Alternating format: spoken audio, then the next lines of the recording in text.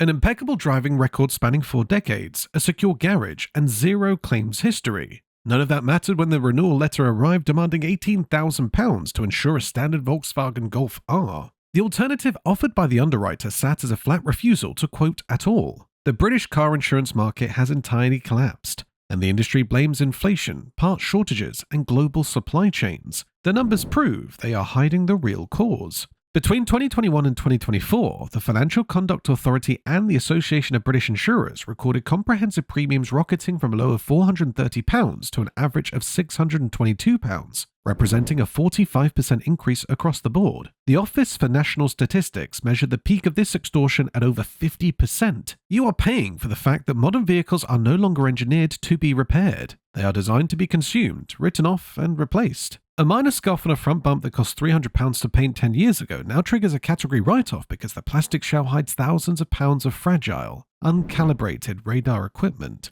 If you were as furious as I am about an insurance industry that legally forces you to buy a product while completely unregulated pricing algorithms drain your savings, smash that subscribe button right now. We are exposing the exact models underwriters refuse to touch, the postcode algorithms robbing you blind, and the hidden repair protocols forcing your car into the scrapyard. The standard corporate line insists that rising premiums simply reflect the general cost of living. But here's the thing, the math tells a completely different story. Between 2019 and 2023, general inflation rose by 21% across the UK. Motor claims costs surged by 34% over that exact same period. The disparity exposes a structural failure in how cars are built today. In 2025 alone, motor insurers paid out a record-breaking £11.9 billion across 2.5 million claims. And this is where it gets worse. £7.5 billion of that total, representing 63% of every penny paid out, went purely towards vehicle damage. It did not go to personal injury claims, whiplash compensation, or legal fees. It went straight into the pockets of manufacturer-approved body shops, replacing absurdly complex components that never should have been placed in impact zones. The traditional insurance model relied on the concept of localized, straightforward metalwork. A panel receives a dent, a panel beater pulls it out, the spray gun applies the paint, and the vehicle returns to the road. Modern manufacturing has entirely eradicated that process. They replace steel bumpers with massive plastic front fascias that integrate the grille, the headlights, the parking sensors, and the adaptive cruise control radar into one fragile, interconnected unit. When you tap a bollard in a supermarket car park at 3 miles per hour, you aren't just cracking plastic, you are destroying a high-speed data network that happens to be painted to match your car. The result was a system where the underwriters simply cannot predict their liability. They look at a 2024 family SUV and realize that a shattered headlight cluster alone can demand a £2,000 replacement bill. Because the manufacturers control the proprietary software required to code that new headlight to the car's central computer, the independent garages are locked out of the repair process. The insurance companies must pay main dealer labour rates, which frequently exceed £150 an hour. They pass every single penny of that extortion directly onto your annual premium. £2,500. That is the new baseline for what used to be considered a minor parking scrape. To understand how we reach this point, we have to look at the anatomy of a modern front-end repair. Take a pre-2015 vehicle, something like a third-generation Honda SUV. You slide on a patch of ice and crack the front plastic. You take it to a local independent shop. They source a used bumper from a breaker's yard for £150, spend a couple of hours prepping and painting it for £200, and bolt it back onto the crash bar. The entire ordeal leaves you £350 out of pocket. You preserve your no-claims bonus, and the car drives perfectly. Now apply that same low-speed impact to a modern equivalent. The painted plastic bumper skin alone costs £600 straight from the parts desk. That impact inevitability crushes the radar sensor mounted directly behind the plastic, which demands another £950. But bolting the new sensor to the car achieves nothing. The vehicle's computer will reject the part until it undergoes advanced driver systems recalibration. The body shop must hook the car up to a proprietary diagnostic machine, align physical target boards around the vehicle in a perfectly level bay, and digitally align the radar to read the road ahead. That labor adds another £400 to the invoice. You add the VAT, the clips, the brackets, and the paint blending for the adjacent wings, and that simple patch of ice just costs some £1,000. And that's when the write-off algorithms trigger. Insurers operate on strict repair-to-value ratios. If the estimated cost of the repair exceeds 50 to 60% of the vehicle's total current market value, the computer automatically categorizes the car as a structural or non-structural total loss. It becomes a Category S or Category N write-off. The underwriter decides it is cheaper to hand you a settlement check and sell the damaged shell to a salvage auction than to risk the open-ended liability of a modern electronics repair. Perfectly good engines, flawless transmissions, pristine interiors, all heading straight to the crusher because a plastic bracket holding a camera snapped in half.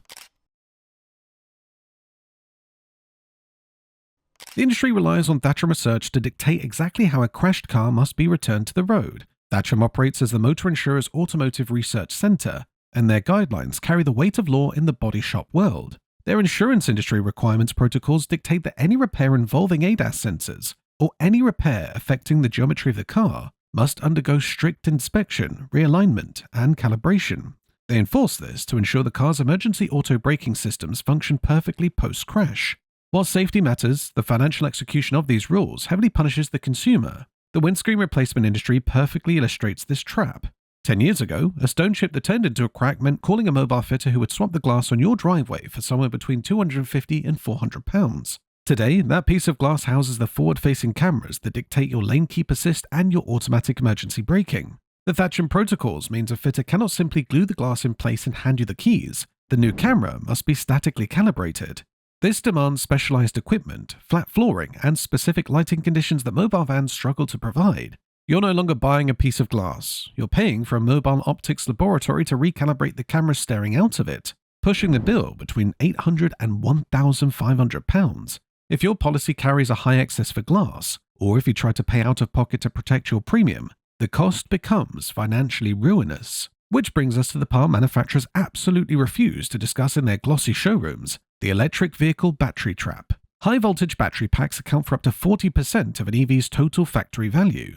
Thatcham research recently highlighted a catastrophic issue with how these cars are insured and repaired. The battery packs sit low in the chassis, spanning the entire floor pan. If a driver runs over debris in the road or misjudges a severe speed bump, the metal casing protecting the battery cells can suffer a deep scratch or a minor dent. Because the manufacturers refuse to supply detailed diagnostic data on the internal cell integrity following a casing strike, the repair protocols mandate extreme caution. Rather than patching the metal, the guidelines frequently force body shops to condemn the entire unit.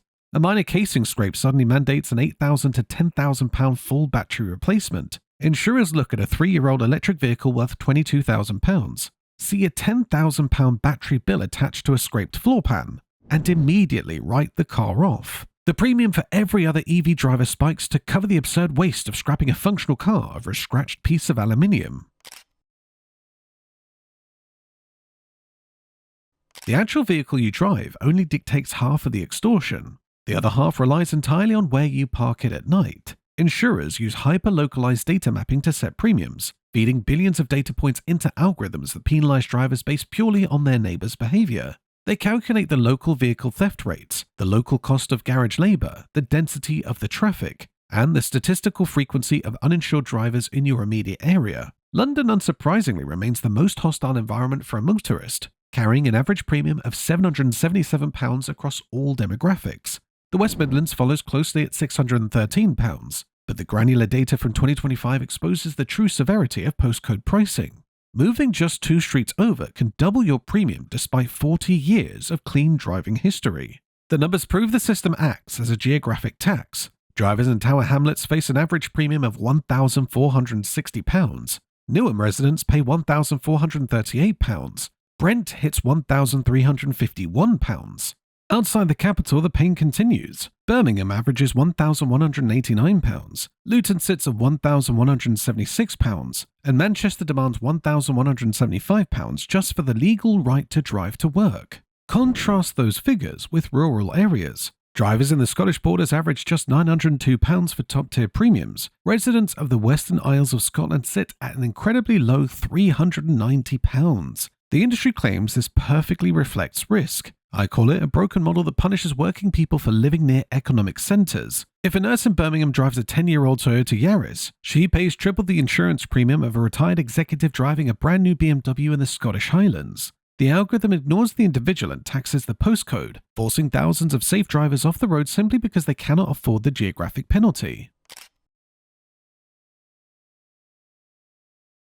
When astronomical repair costs collide with organised crime, specific vehicles become radioactive to underwriters. We have entered an era where having the cash to buy a car does not guarantee you the right to drive it. Major insurance groups are actively blacklisting specific makes and models for 2025 and 2026, either flatly refusing to quote or throwing out numbers so high they serve as a polite refusal. The Range Rover Sports sits at the absolute top of the uninsurable blacklist. If you live within the M25 or any major UK city centre, underwriters will frequently refuse cover entirely.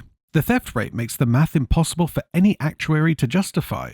Organised criminal networks target these luxury SUVs relentlessly, exploiting the keyless entry systems to drive the vehicles off driveways while the owners sleep. The cars end up in shipping containers bound for Eastern Europe or the Middle East before the owner even wakes up to find the driveway empty. Land Rover's recent security update arrived far too late to change the insurance industry's mind. If you buy a used Range Rover Sport today, expect to spend weeks hunting for a specialist broker willing to take the risk.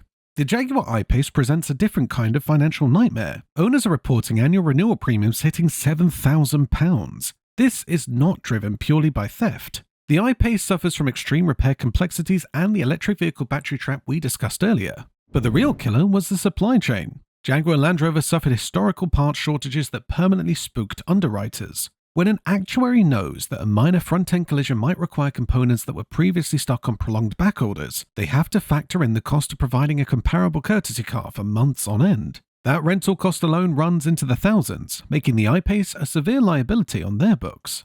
The Lexus RX and NX models used to represent the pinnacle of sensible, reliable luxury. That changed when thieves discovered the CAN bus injection vulnerability. Criminals pull the front bumper corner away from the wing, reach behind the headlight, and access the vehicle's communication network directly. They plug in a device disguised as a retro Game Boy or a Bluetooth speaker. This device injects false signals directly into the car's controller area network, tricking the computer into thinking the genuine key is present. The doors unlock, the immobilizer drops, the engine starts. The entire process takes under 90 seconds.